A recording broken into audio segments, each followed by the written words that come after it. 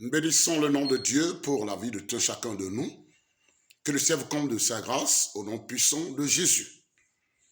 Nous allons parler de la polygamie. Ça doit être le tome 2. Parce que nous en avons déjà fait j'allais dire, dans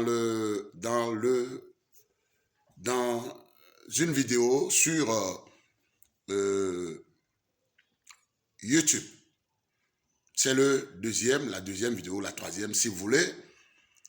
Nous parlons de la polygamie qu'un frère du nom de missionnaire ou d'évangéliste,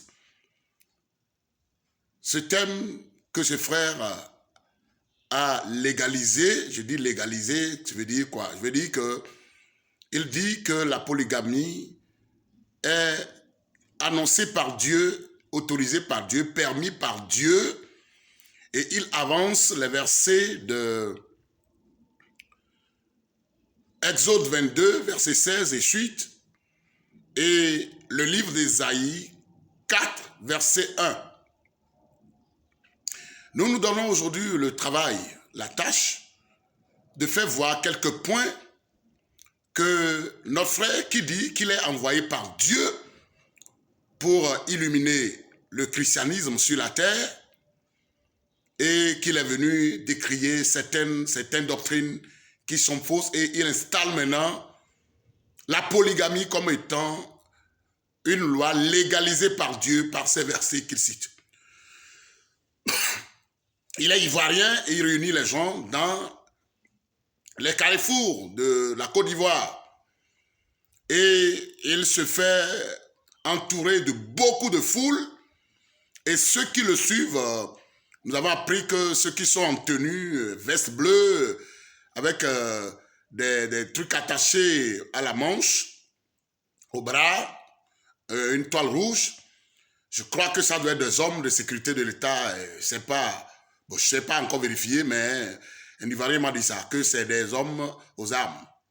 Ou bien des hommes, quand je dis aux armes, ça dit des hommes de la police ou bien de la gendarmerie, des hommes de la sécurité.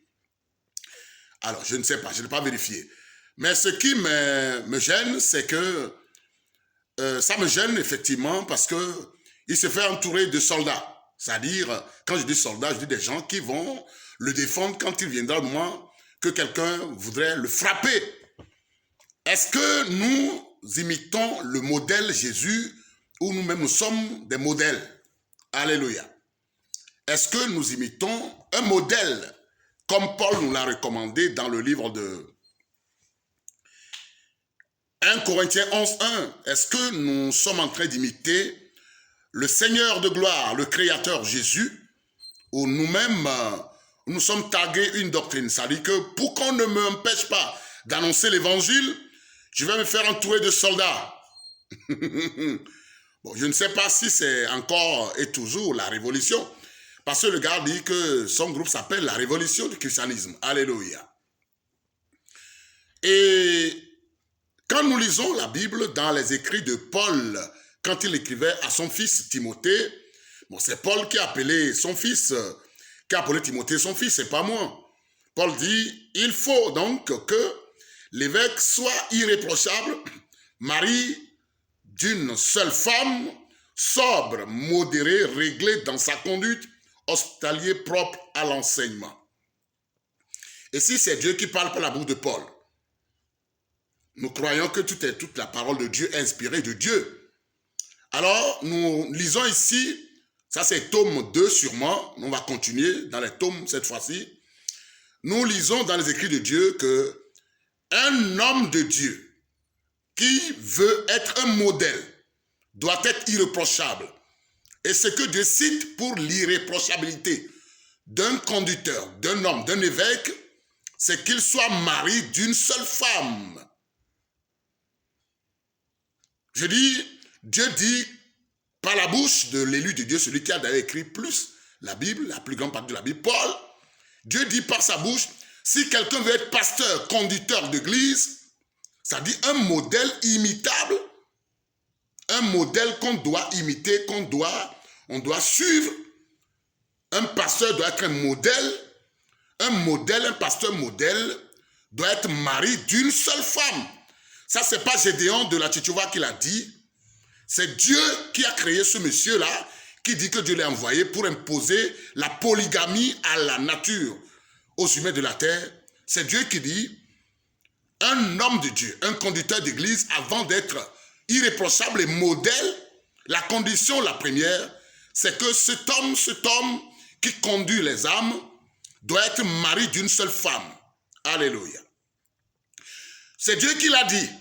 Alors, si nous rentrons dans la Bible et on trouve que Exode 22, 16 et Ésaïe 4, 1, d'ailleurs, un verset qu'on a traduit à tort et à travers, si vous ne croyez pas, prenez Ésaïe 4, 1 et descendez plus bas, je vais dire plus haut, et lisez Ésaïe 3, 25, 26, vous verrez que c'est un menteur qui dira que le Dieu créateur, le Dieu qu'on appelle Amashia, le roi de gloire, le créateur des humains et de toutes choses, a accepté la polygamie.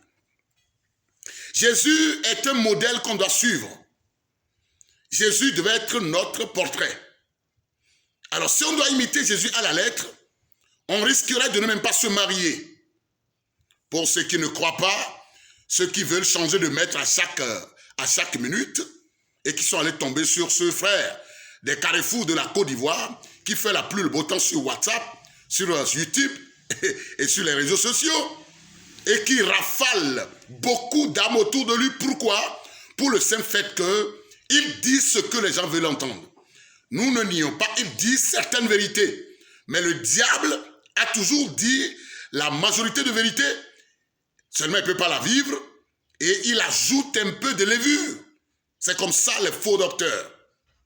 Ceux qui enseignent l'hérésie, l'apostasie, ils ne disent pas totalement le mensonge. Ils prennent les versets de la Bible, ils leur tordent le cou et ils disent des vérités et ils ajoutent maintenant plein de contre-vérités. Alléluia. Puisque c'est juste un peu de levure qui gâte le blé. Alléluia. Alors, je dis pourquoi on va répondre à cette question dans la deuxième vidéo, si vous nous suivez. Pourquoi est-ce que Jésus, qui est venu sur la terre, trouve que le mariage est indispensable pour aller au ciel, indispensable pour adorer Dieu, et il ne s'est pas marié? Pourquoi est-ce que Paul nous recommande de ne même pas nous marier si on peut tenir, si on ne va pas brûler dans le sexe, de rester sans se marier? Et Paul nous dit, je parle de Jésus qui ne s'est pas marié et qui ne nous a pas recommandé forcément le mariage. Et Paul est venu et il nous a dit que quand on prend une femme, on n'est plus chaud pour les choses du Seigneur. Et maintenant, notre frère de la Côte d'Ivoire, des Carrefours, nous dit que Ésaïe 4, 1 et le livre d'Exode 22, les livres des Anciens Testaments, bien sûr, comme si on n'est pas rentré dans la Nouvelle Alliance, comme si Dieu n'a pas donné l'Esprit Saint pour qu'on voie ce qui est utile de ce qui est agréable. Rappelons-nous que Dieu a dit dans sa parole que nous devons faire quoi? Nous devons reconnaître ce qui est utile et spirituel et qui édifie. Je crois que c'est dans le livre de 1 Corinthiens, si j'ai bonne mémoire. Dieu dit que tout est permis, mais tout n'amène pas au ciel. Tout ne nous aide pas à suivre Dieu. Tout ne nous édifie pas. Alors, pourquoi Dieu, en faisant l'homme, a fait l'homme, en créant Adam, il est allé sortir une côte. Ce monsieur interprète encore cette portion-là aussi d'une façon démoniaque. J'appelle ça démoniaque. Dire que la polygamie est autorisée par Dieu, j'appelle ça de l'apostasie, de la sorcellerie. Parce que ce monsieur se fait entourer des gens qui aiment faire le tour des femmes. Quand le monde entier est en train de changer de multiplier de femmes, et toi tu viens avec un évangile qui dit Dieu a autorisé qu'on couche 1000 femmes, vous voyez, ceux qui sont faibles dans la foi, ils vont commencer à faire la chose. Le monsieur dit aussi qu'on peut boire comme on veut, on peut se saouler. Il ne met pas, je ne sais pas où Jésus a dit, mariez-vous à 2, 3, 4 femmes. Où est-ce que Dieu l'a dit? Noir sur blanc, je vais dire, où est-ce que Dieu a dit à un chrétien, allez, tu peux te gaver d'alcool. Et ce frère dit que quand tu trouves une femme, il faut bien la coucher d'abord, avant de voir si tu vas la marier. C'est ce que notre frère de la Côte d'Ivoire nous enseigne. Je vais revenir avec d'autres détails. J'ai des points que je vais toucher. C'est le pasteur Ben le Prince. C'est malheureux que ce que nous appelons païens, que nous décrions, nous retournons à leur doctrine. C'est-à-dire l'islam. Marier 10 femmes si on veut. Il dit qu'on peut se marier à 1000 femmes si seulement on a les moyens.